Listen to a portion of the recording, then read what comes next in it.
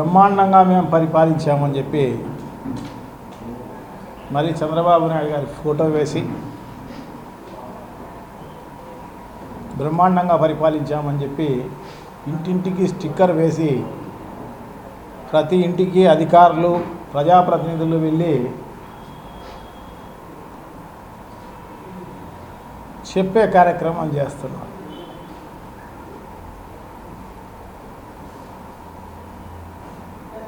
ఇది ఏదో సామెత ఉంది, ఏమి చేయకపోయినా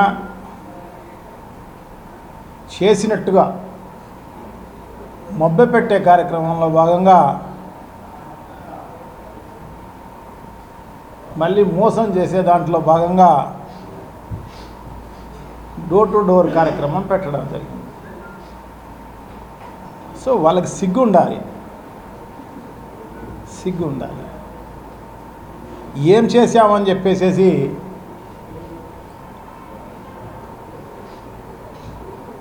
వాళ్ళు ఈ రకంగా చేస్తున్నారో ప్రజలు నిలదీసే కార్యక్రమం చేయగలిగితే ఇవి ఉండవు.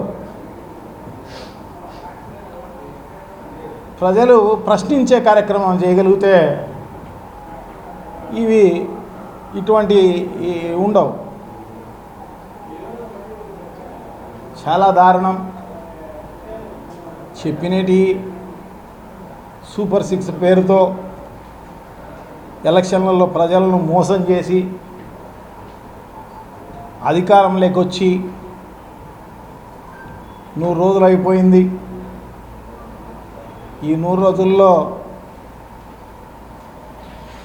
వృద్ధాప్య పెన్షన్లు, ఎంప్లాయీస్ జీతాలు తప్ప నువ్వేం చేసావని నువ్వు పోయి ప్రజల్లోకి పోయి స్టిక్కర్లు అంటించి మరీ చెప్పే కార్యక్రమం చేయడం చాలా దారుణం. పోలీసుల సపోర్టుతో పోలీసులు బందోబస్తు దానికి మళ్ళీ చాలా దారుణం. నువ్వు చేసింది ఏంది? దాదాపు 19,000 20,000 కోట్ల రూపాయలు అప్పు చేసి ఈ 100 రోజుల్లో మనం ఇచ్చింది ఏంది? ఎంప్లాయీస్ జీతాలు, వృద్ధాప్య పెన్షన్లు. ఇంతకు తప్పనిచ్చి వేరే ఏమన్నా చేసావా? ఏమి చేయలేదు. నువ్వు ఏమేమి చెప్పావు? మహిళలందరికీ కూడా 18 ఏళ్ళు నిండిన మహిళలందరికీ 1,500 రూపాయలు ఇస్తా ఉన్నాం. వాళ్ళందరూ కూడా ఎదురు చూస్తున్నారు, ఇంకా ఇయ్యలేదే అని చెప్పేసి. సో అమ్మకు వందనం పేరుతో చెప్పి 15,000 రూపాయలు ఇస్తామని చెప్పి ఎంతమంది ఉంటే పిల్లలు అంటే ఎవరైనా పుట్టించుకునే పరిస్థితి ఉంటే వాళ్లకు ఇస్తామని చెప్పి మోసం చేసి ఈరోజు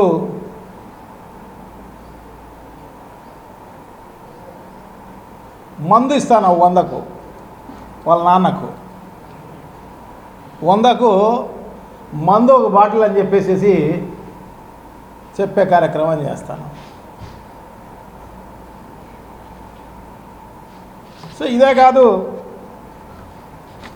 వృద్ధాప్య పెన్షన్లు అయితే 1000 రూపాయలు పెంచడం జరిగింది. కానీ ఈ జిల్లాలోనే ఉదాహరణకు తీసుకుంటే దాదాపు 1,100-1,200 పెన్షన్లు తీసేసినారు. ఇంకా భవిష్యత్తులో ఎన్ని తీసేస్తారో కూడా తెలియదు.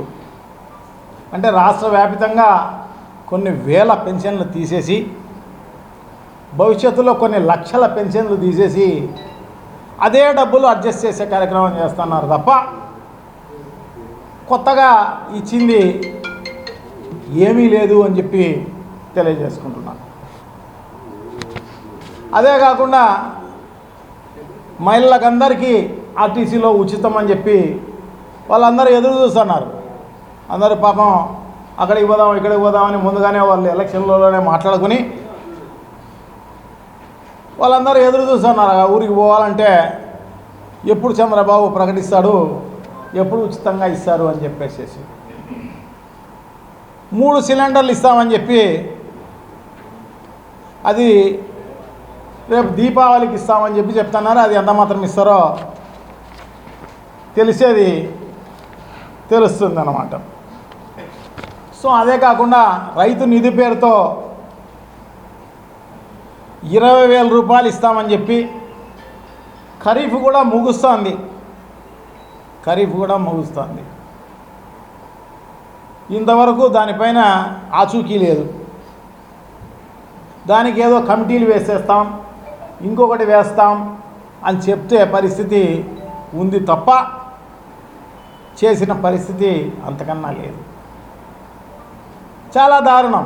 అదే కాకుండా బీసీల అందరికీ కూడా 50 ఏళ్ళకే పెన్షన్ ఇస్తామని చెప్పడం జరిగింది.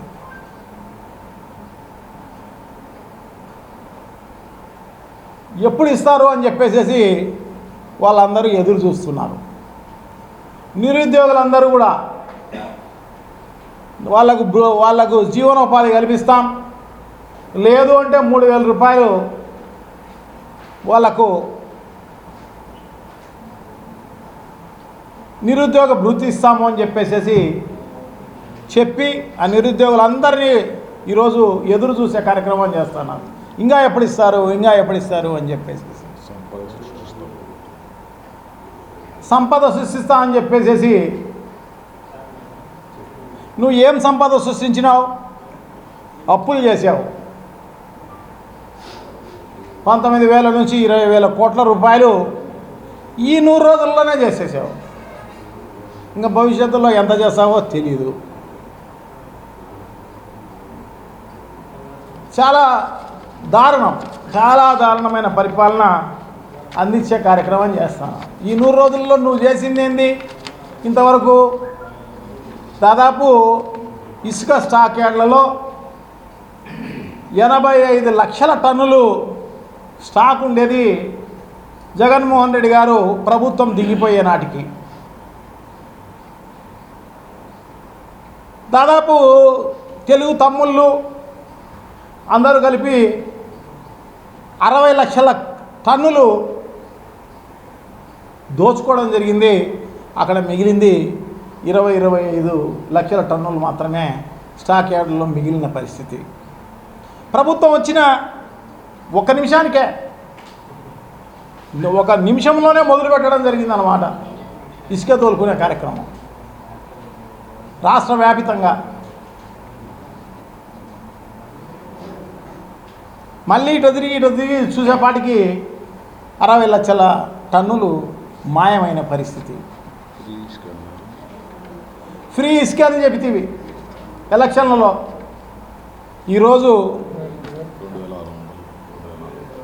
ఈరోజు ట్రాక్టర్ ఇసుక 2,600, టిప్పర్ ఇసుక దాదాపు 20,000 రూపాయలు పెట్టి ప్రజలు కొంటున్న పరిస్థితి.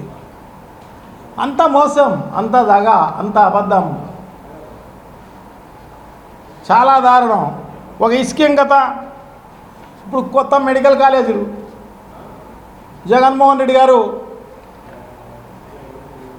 గతంలో 11 మాత్రమే ఉన్నాయి. స్వాతంత్రం వచ్చినప్పటి నుంచి.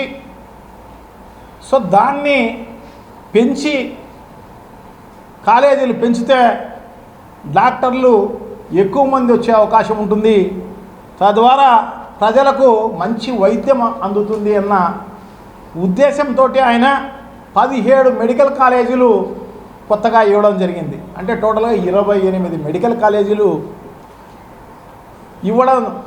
ఇవ్వడమే కాకోకుండా ఫస్ట్ ఫేజ్లో 5 పూర్తి చేయడం జరిగింది. ఆల్మోస్ట్ 98% ఊరికే ఓపెనింగ్లు మాత్రమే పెండింగ్ ఉన్న పరిస్థితి. ఇంకొక 5 దాదాపు 70% పూర్తి అయిపోయిన పరిస్థితి. మిగతాటి థర్డ్ ఫేజ్లో పెట్టిన పరిస్థితి. సో ఆ కాలేజీలను ఈరోజు కొన్ని వేల కోట్ల రూపాయలు, ఇది ఒక కొత్త స్కామ్, కొన్ని వేల కోట్ల రూపాయలకు అమ్ముకునే కార్యక్రమం చేయడం జరుగుతుంది. ప్రైవేట్ పరం చేసే కార్యక్రమం చేస్తున్న పరిస్థితి. ఇదే కాదు, గవర్నమెంట్ హాస్పిటల్స్ అన్నీ 2014లోనే 14-19 పరిపాలనలోనే చిత్తూరు హాస్పిటల్ను అపోలోకి అప్పచెప్పిన పరిస్థితి. అంటే ఇంకా బీదవారు ఇంకా వైద్యం చేసుకునే పరిస్థితే ఉండదా? చాలా దారుణం. అదే కాకుండా ఈరోజు ఆరోగ్యశ్రీ ఉందో లేదో కూడా ప్రజలు ఈ పక్క ఆ పక్క చూస్తున్న పరిస్థితి చాలా దారుణం. అలాగే అంతెందుకు అమరావతిలో కంప చెట్లు తీసేదానికి టెండర్ పిలవడం జరిగింది. కొన్ని కోట్ల రూపాయలు దోచుకునే కార్యక్రమం చేయడం జరుగుతుంది అన్నమాట. అదే కాకుండా కొత్త మద్యం పాలసీ పెట్టడం జరుగుతోంది. కొత్త మద్యం పాలసీ. అంతకుముందు పాపం జగన్మోహన్ రెడ్డి గారు మద్యం అనేది తాగితే ప్రజలకు అనారోగ్యం పాలవుతారు, సో ఇది స్లోగా తీసేసే కార్యక్రమం చేయాలి. ఎందుకంటే కంటిన్యూస్గా తాగే వాళ్ళు ఒక్కసారి మానేస్తే వాళ్లకు సైడ్ ఎఫెక్ట్స్ ఉండే కార్యక్రమం జరుగుతుంది అన్న ఉద్దేశంతో ఆయన విడతల వారీగా తగ్గించుకునే కార్యక్రమం అన్నీ కూడా చేయడం జరిగింది. బెల్ట్ షాపులన్నీ తీసేయడం జరిగింది. బ్రాందీ షాపులన్నీ కూడా మద్యం దుకాణాలన్నీ కూడా తగ్గించడం జరిగింది. 2934 ఏదో సంథింగ్ పెట్టడం జరిగింది అన్నమాట. సో అవి మాత్రమే నడుస్తున్నాయి. సో అటువంటి దాన్ని ఇప్పుడు 5,000కో 6,000కో మద్యం షాపులను పెంచి నువ్వు ఇంకా తెలుగు తమ్ముళ్ళందరూ దోచుకునేదానికి వీలుగా ఈరోజు ప్రైవేట్ పరం చేసే కార్యక్రమం జరుగుతుంది అన్నమాట. చాలా దారుణం, చాలా దారుణం. నిజంగానే మేము డోర్ టు డోర్ పోయినప్పుడు కూడా ప్రజలు ఆడవాళ్ళందరూ కూడా అడిగేవాళ్ళు, ఎప్పుడు తీసేస్తారు సార్ ఈ బెల్ట్ షాప్ వల్ల చాలా ఇబ్బందులు పాలవుతున్నాం అని చెప్పేసి. అటువంటిది ఇప్పుడు అడిగేస్తే మద్యం షాప్ కనపడేటట్టుగా ఈరోజు కనపడుతుంది అన్నమాట. అడుగు వేస్తే చాలు మద్యం షాప్ కనపడుతుంది రేపు. అంతెందుకు, అది కూడా కాదు, ఇదే ఎలక్షన్లలో ఈ బ్రాండ్ల పేరు చెప్పి ఆ బ్రాండ్లన్నీ ఇచ్చింది చంద్రబాబు నాయుడు టైంలోనే. 2017, 18 ఆయన దిగిపోయే రోజు కూడా ఇచ్చిన పరిస్థితి. ఆ బ్రాండ్లే, కొత్త బ్రాండ్లు ఇచ్చిన పరిస్థితి లేదు జగన్మోహన్ రెడ్డి గారు. అయినా అది జే బ్రాండ్లని మీడియా సపోర్ట్ ఉంది కదా అన్న ఉద్దేశంతో ఏదంటే అది అబద్ధాలు చెప్పి ప్రజలను నమ్మించే కార్యక్రమం చేసి నిజంగా అనారోగ్య పాలైపోతారని చెప్పి మోసం చేసి నువ్వు ఈ 100 రోజుల పరిపాలనలో ఏమంది ఇచ్చావు? సేమ్ మందు, సేమ్ బ్రాండ్లు, సేమ్ మద్యం దుకాణాలలోనే నువ్వు ఇచ్చావు. మరి ఇప్పుడు కూడా అనారోగ్యం పాలు అయిపోయినారు కదా ప్రజలు, మరి ఎందుకు కాలే? నువ్వు అయితేనే మద్యం దుకాణాలు మూసేసి నాణ్యమైంది ఏదో ఇస్తా అని చెప్పినావు. నాణ్యమైంది తాగితే ఏమన్నా అనారోగ్యం పాలు కారా? ఏ మందు తాగినా అనారోగ్యం పాలు అవుతారు.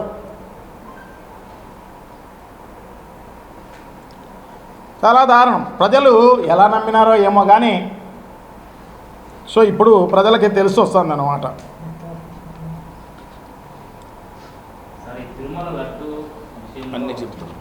అది కూడా వస్తుంది.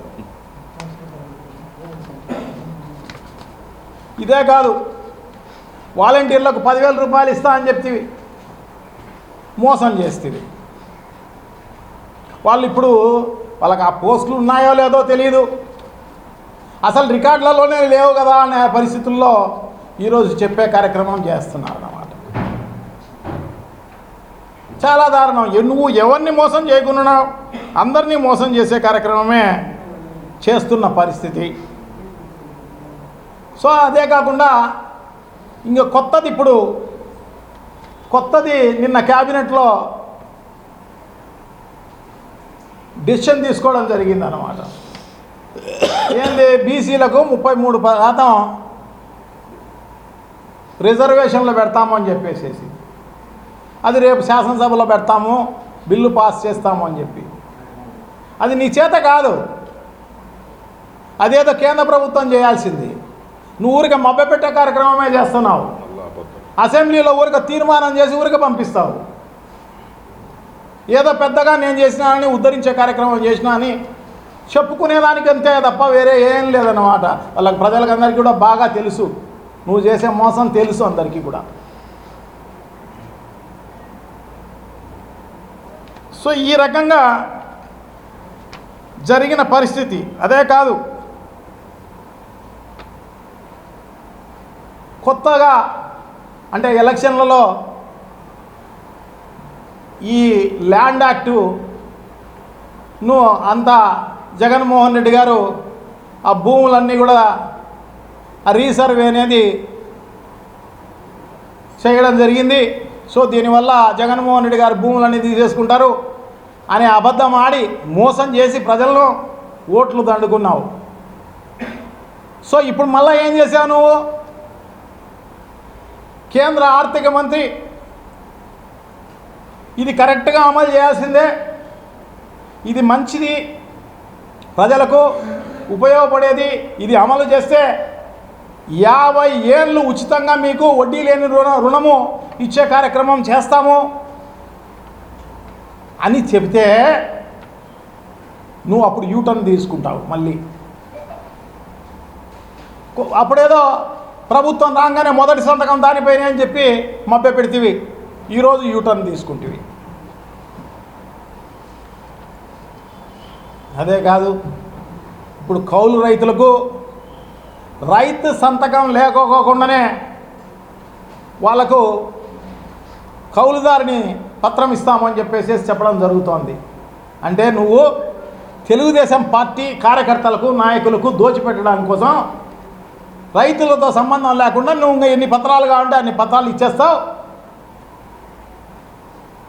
వాళ్ళకు వచ్చే ఆదాయాన్ని తెలుగుదేశం పార్టీ నాయకులకు పంచిపెట్టడానికి ఉపయోగపడుతుందన్న ఉద్దేశంతో, అంటే ఒక ఆర్గనైజ్డ్ ఒక ప్లాన్డ్గా ప్రభుత్వ ధనాన్ని ఎలా దోచిపెట్టి ఇవ్వాలి అని చెప్పేసి ఆలోచన చేసినావు కాబట్టి నువ్వు ఆ రకంగా చేసిన పరిస్థితి అన్నమాట. సో అదే కాదు, నువ్వు అన్ని రద్దులే చేసినావు ఇప్పటి వరకు. రేషన్ షాపులకు సంబంధించి ప్రతి ఒక్కరికి ఇంటి దగ్గరికి బియ్యం తీసుకుపోయి ఇచ్చేవాళ్ళు. అటువంటిది ఈరోజు ఆ ఎండిఎస్ ఆ వెహికల్స్ను రద్దు చేసి ఆపేయడం జరిగింది. కానీ మళ్ళీ యూటర్న్ తీసుకోవడం జరిగింది దానిపైన. ఏదో పెద్ద ఎత్తున వినతులు వచ్చినాయి అని చెప్పేసి మళ్ళీ యూటర్న్ తీసుకోవడం జరుగుతుంది. సో ఇప్పటి వరకు కూడా నువ్వు ఈ 100 రోజుల్లో 6 క్యాబినెట్లు పెట్టావు. ఈ 6 క్యాబినెట్లలో నువ్వు ప్రజలకు ఉపయోగపడే కార్యక్రమం ఏమన్నా డెసిషన్ తీసుకున్నావా? నువ్వు ఒక్క డెసిషన్ చెప్పు.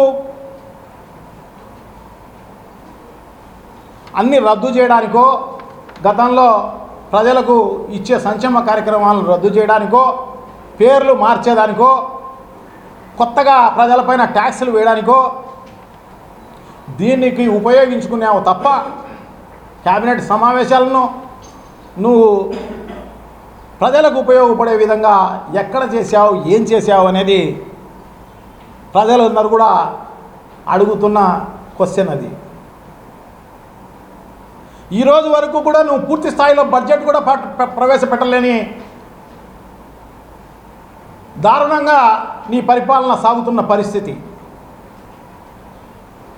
ఇంత దుర్మార్గమైన పరిపాలన, ఇంత దుష్ట పరిపాలన, ఇంత పనికిరాని పరిపాలన స్వాతంత్రం వచ్చినా కూడా ఇంతవరకు, స్వాతంత్రం వచ్చినప్పటి నుంచి ఇంతవరకు ఎప్పుడు చూడలేని విధంగా ఈరోజు అవినీతికి పెద్ద ఎత్తున గేట్లు తెరిచిన పరిస్థితి ఈరోజు కనపడుతోంది అని చెప్పి మీకు అందరికీ కూడా తెలియజేసుకుంటున్నాను. అన్ని రకాలుగా దోచుకునే కార్యక్రమం. నాకు తెలిసి బయటంతా కూడా విజయవాడలో అందరూ అనుకుంటూ అంటారు,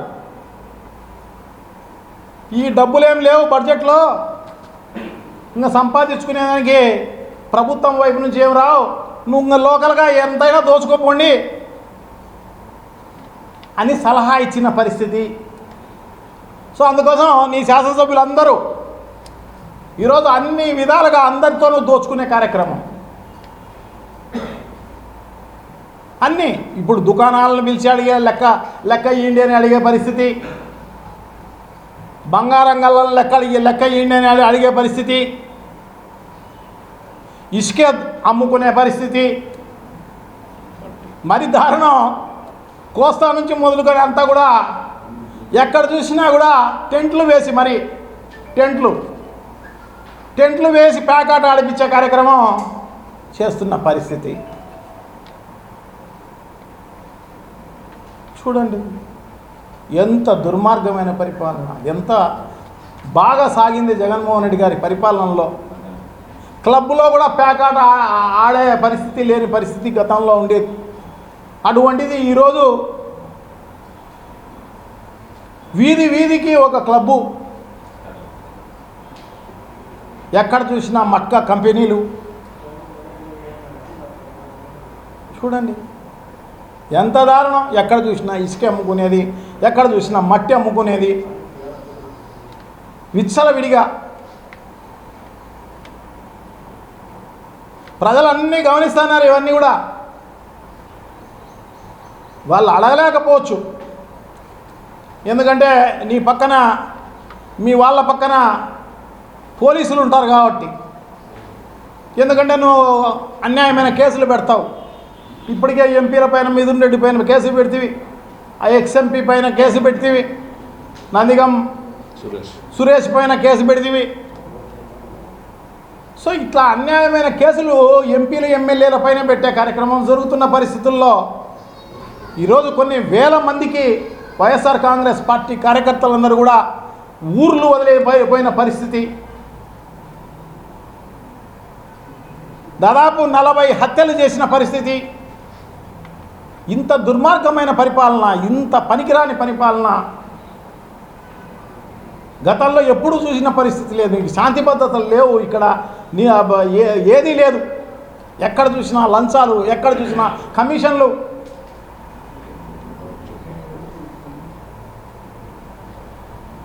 ఇంత దుర్మార్గమైన పరిపాలన పెట్టుకొని మళ్ళీ ఏ మొహం పెట్టుకొని నువ్వు మళ్ళా గ్రామాల్లో ప్రతి ఇంటికి పోయి మళ్ళీ మా ఫోటో కూడా చంద్రబాబుది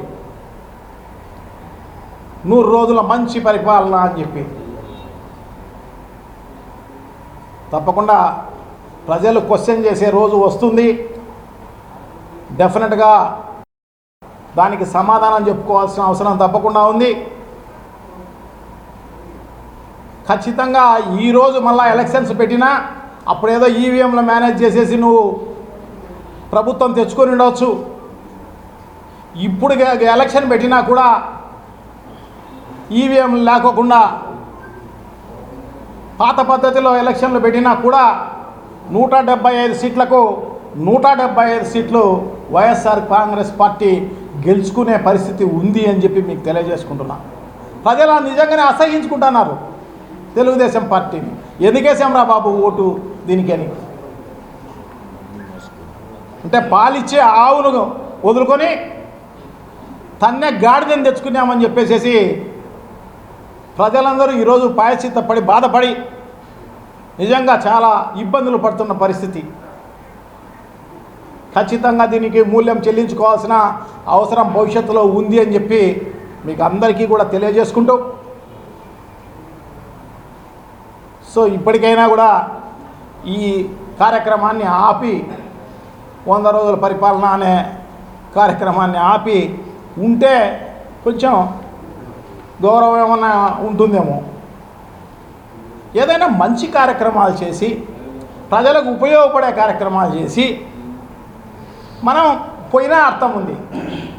ఈ రోజుకు జగన్మోహన్ రెడ్డి గారు అధికారంలో ఉంటే విద్యా కానుక వచ్చిండు, రైతు భరోసా వచ్చిండు, విద్యా దీవెన వచ్చిండు, మత్స్యకార భరోసా వచ్చిండు, అమ్మఒడి వచ్చిండు,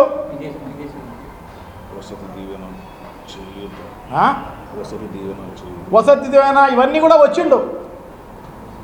అటువంటిది ఈరోజు వాళ్ళందరూ పోగొట్టుకొని అంటే ఆ పాలిచ్చే ఆవును వదులుకొని తన్నే గాడిదని తెచ్చుకున్నామని చెప్పేసి అందుకోసమే ప్రజలందరూ కూడా బాధపడుతున్న పరిస్థితి. సో నిజంగా ఇటువంటి పరిస్థితి వచ్చినందుకు ప్రజల తరఫున నిజంగా కూడా బాధపడుతూ సో డెఫినెట్గా ఈ పరిపాలకులకు మంచి బుద్ధి రావాలి, చెప్పిన సూపర్ 6ను అమలు చేయాలి, ప్రజలకు ఉపయోగపడే పరిపాలన భవిష్యత్తులో అందించాలి అని చెప్పేసి మనస్ఫూర్తిగా కోరుకుంటూ సెలవు తీసుకుంటున్నా. థ్యాంక్ యూ, నమస్కారం. దాన్ని వదలడు. ఏ దాన్నైనా కూడా అబద్ధాలు అనేది కొన్ని వేల అబద్ధాలైనా కూడా ఏమాత్రం ముఖకవళికల్లో తేడా లేకోకుండా అవతలోడు నమ్ముతున్నాడా లేదా అనేది కూడా కాకుండా ఆయన కొద్దీ ఆయన చెప్పే కార్యక్రమం చేస్తున్నారు. అదే కాకుండా ఆయనకు ఆ మీడియా సపోర్ట్ ఉన్నందువల్ల జరిగిపోతుందిలే అని చెప్పేసి అనుకునే కార్యక్రమం జరుగుతోంది అన్నమాట. దాన్ని టీటీడీ కూడా వదలలే. దాంట్లో గతంలో చేసినట్టుగానే మందు పైన, ల్యాండ్ యాక్ట్ పైన, ఇంకో దానిపైన చేసినట్టుగానే ఇది చేయడం జరుగుతోంది అన్నమాట. సో అటువంటి పరిస్థితి టీటీడీలో ఏమి లేదు. అందులో కరుణాకర్ రెడ్డి గారు ఎక్స్ చైర్మన్ గారు దానికి వివరణ ఇవ్వడం జరిగింది. అదే కాకోకుండా వైవి సుబ్బారెడ్డి గారు చైర్మన్ గారు ఇవ్వడం జరిగింది, ఎక్స్ చైర్మన్ గారు. సో అలా కాకుండా ఈఓ శ్యామలరావు గారు కూడా ఎక్స్ప్లెనేషన్ ఇవ్వడం జరిగింది, టీటీడీకి సంబంధించిన ఈఓ. సో దానికి దాదాపు 700-1000 గోవుల దగ్గర గోశాల అనేది టీటీడీకి ఉంది. గోశాల వాళ్ళే మెయింటైన్ చేస్తున్నారు. అలాగే గోశాలతో పాటు మిగతా అన్ని రకాలైన దానికి సంబంధించిన అనుబంధ పరిశ్రమలు అన్నీ కూడా ఉన్నాయి. దాని నుంచి వచ్చే దానికి ఊదుబత్తీలు తయారు చేసే కార్యక్రమం జరుగుతోంది. దాని నుంచి నెయ్యి తీసేదానికి కావాల్సిన ఎక్విప్మెంటు అక్కడ ఉంది. సో ఆ నెయ్యే కాకోకుండా బాంబే నుంచి కూడా ఒక భక్తుడు, టీటీడీకి సంబంధించిన భక్తుడు ఉచితంగా ఈ ఆవు నెయ్యిని ఇచ్చే కార్యక్రమం జరుగుతోంది.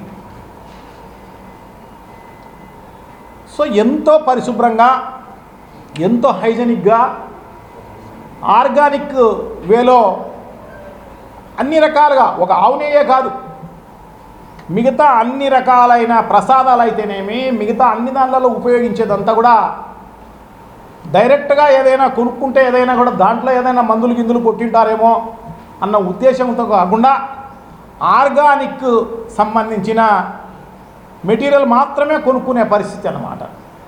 ఆర్గానిక్ వేలో వ్యవసాయం నుంచి వచ్చిన పంటను మాత్రమే తీసుకుంటున్న పరిస్థితి అన్నమాట. అంత బాగా చేస్తున్న దాన్ని ఈ రకంగా అబద్ధపు ప్రచారం చేసి దుష్ప్రచారాన్ని బురద జల్లే కార్యక్రమం ఊరికి చేస్తాంలే అని చెప్పేసి కాదు. అది దాంట్లో ఈ ప్రభుత్వం వచ్చిన తర్వాత 2024 జూన్ జూలైలో అనుకుంటా, జూన్లో ఒక ఆవుని టెస్ట్కి పంపిస్తే జూలైలో ఆ టెస్ట్ రిపోర్ట్ వచ్చింది. అంటే జూన్లో సప్లై చేసిన ఆవుని పంపిస్తే అంటే చంద్రబాబు నాయుడు గారి పరిపాలనలోనే ఆ టెస్ట్కి పంపించడం జరిగింది, అప్పుడున్న స్టాకులో ఉన్న నెయ్యిని. సో దాంట్లో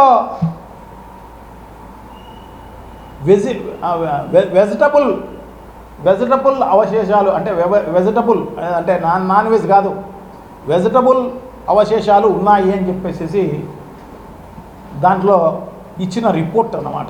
అది కూడా చంద్రబాబు నాయుడు గారి పరిపాలన. అది కూడా మేమేం దుష్ప్రచారం చేయలే, చంద్రబాబు పరిపాలనలో అది ఉంది ఇది ఉంది అని చెప్పేసి. ఆయన ఇది అని లేదు, ఏదైనా కూడా ఆ రకంగా బురద జల్లే కార్యక్రమం చేసే కార్యక్రమం చేస్తాడు అన్నమాట. అంటే గోబెల్స్కు మనవాడే ఆరాధ్యుడు అన్నమాట. అంటే ఒక అబద్ధాన్ని 100 సార్లు చెప్తే అదే నిజమైపోతుందిలే అని చెప్పేసి దాన్ని గోబెల్స్ అనే ఆయన ఒక వ్యక్తి. ఆ వ్యక్తి ఈ రకంగా ఒక సిద్ధాంతాన్ని కనిపెట్టడం జరిగిందన్నమాట. ఒక అబద్ధాన్ని నువ్వు ఒక 10 సార్లు 20 సార్లు చెప్తే అది నిజమని నమ్ముతారు అని చెప్పేసి ఆయన ఆ సిద్ధాంతాన్ని కనిపెట్టి చెప్పడం జరిగిందనమాట. సో దాన్ని తూచా తప్పకుండా ఆచరించే వ్యక్తి ఎవరు అంటే చంద్రబాబు నాయుడు గారి అన్నమాట. ఆ గోవెల్స్కు చంద్రబాబు నాయుడు గారే బ్రాండ్ అంబాసిడర్.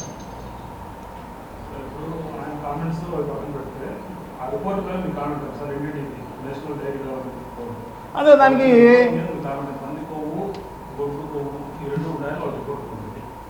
అది చంద్రబాబు నాయుడు గారి పరిపాలనలోనే ఆయనే సమాధానం చెప్పాలి దానికి, ఇంకొకరు కాదు.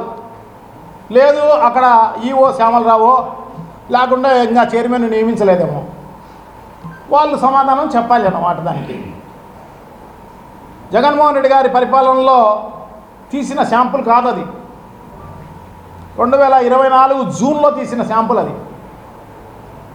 జూను ఎన్నో 17వ తారీఖు 20వ తారీఖు పేపర్లో వచ్చింది, 16వ తారీఖు.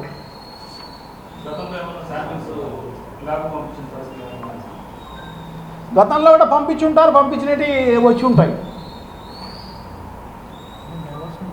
అంతా ఊరికే ఇప్పుడున్న పరిస్థితుల్లో అమరావతి మునిగిపోయిన పరిస్థితి, అది మనం స్వతహాగా మ్యాన్ మేడ్ వరదలు అన్నమాట. అంతకు తప్పనించి వేరే ఏం లేదు. కొంచెం కాషియస్గా ఉండింటే అమరావతి మునిగేది కాదు, ఇంకొకటి మునిగేది కాదు. ఇంతకుముందు ఇటువంటి వరదలు చాలా చూడడం జరిగింది. దానికి సిఎస్ గారు కూడా చెప్పడం జరిగింది అన్నమాట. మాకు 2 రోజుల ముందే తెలుసు, కానీ కొన్ని లక్షల మందిని తరలించే కార్యక్రమం చేయాలి, పునరావాసం కల్పించాలి, అటువంటి పరిస్థితి ఈ ప్రభుత్వం చేయలేదు అన్న ఉద్దేశంతో మేము చెప్పకుండా ఊరుకున్నాము. ఇది ఆయన చెప్పింది అన్నమాట. ఎంత దారుణం అండి. 2 రోజులు ముందు తెలిసింది, ఇంకా ముందే తెలుసుకొని ఉండవచ్చు. నువ్వు అందరినీ అలర్ట్ చేసి ఉండొచ్చు, ఇరిగేషన్ శాఖను అలర్ట్ చేసి ఉండొచ్చు, పోలీస్ శాఖను అలర్ట్ చేసి ఉండొచ్చు, రెవెన్యూ శాఖను అలర్ట్ చేసి ఉండొచ్చు. అందరినీ అలర్ట్ చేసి ఉంటే ఇంతమంది చనిపోయే పరిస్థితి లేదు. కొన్ని వేల కుటుంబాలు ఈరోజు నీట మునిగిన పరిస్థితి ఉండిండదు అని చెప్పి తెలియజేసుకుంటున్నాం. జగన్మోహన్ రెడ్డి గారు ఆ రీటైనింగ్ వాల్స్ 2 కట్టకపోతే నిజంగా కూడా చాలా దారుణం జరిగిపోయింది విజయవాడలో. కొన్ని లక్షల కుటుంబాలు, విజయవాడ అనేది మిగిలి ఉండేది కాదు.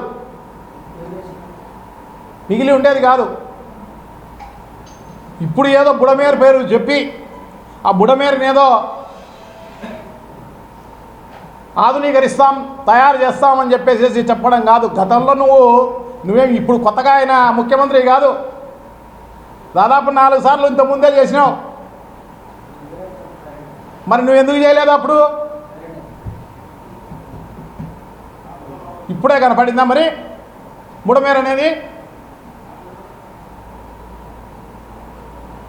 చేస్తే మంచిదే. అంతేకాకుండా ఆ కరకట్ట పైన నువ్వు ఉన్న ఇల్లులు ఖాళీ చేస్తే మరీ మంచిది. నీతో పాటు ఇంకా చాలా ఉన్నాయి, అవన్నీ కూడా ఖాళీ చేపిస్తే మరీ మంచిది. దాన్ని డైవర్ట్ చేసేదానికి నువ్వు టీటీడీ పేరు చెప్తావు, ఇంకో పేరు చెప్పి ప్రజలను మభ్యపెట్టే కార్యక్రమం, మోసపుచ్చే కార్యక్రమం చేస్తున్నావు అని చెప్పి తెలియజేసుకుంటూ, అలాగే వైజాగ్ స్టీల్ ప్లాంట్ కూడా, వైజాగ్ స్టీల్ ప్లాంట్ను ప్రైవేట్గా ఎప్పుడన్నా జరగకుండా ఆపేస్తామని చెప్పి, ఎందుకంటే నీకు ఎన్డీఏ ప్రభుత్వమే కేంద్ర ప్రభుత్వంలో కూడా ఉండేది. నువ్వు గట్టిగా అనుకుంటే, నువ్వు పవన్ కళ్యాణ్ ఇద్దరు గట్టిగా అనుకుంటే అది ఆగిపోతుంది. నువ్వు ఆపాలని లేదు, దాన్ని ప్రైవేట్ పరం చేయాలనేదే నీ ఉద్దేశం. సో ప్రజలందరినీ కూడా ఈ 100 రోజుల పరిపాలనలో ఈ రకంగా అందరినీ మోసపుచ్చిన పరిస్థితి ఉంది అని చెప్పి తెలియజేసుకుంటూ, ప్రజలు ఖచ్చితంగా బుద్ధి చెప్తారని చెప్పి తెలియజేసుకుంటూ సెలవు తీసుకుంటున్నాను. థ్యాంక్ యూ, నమస్కారం.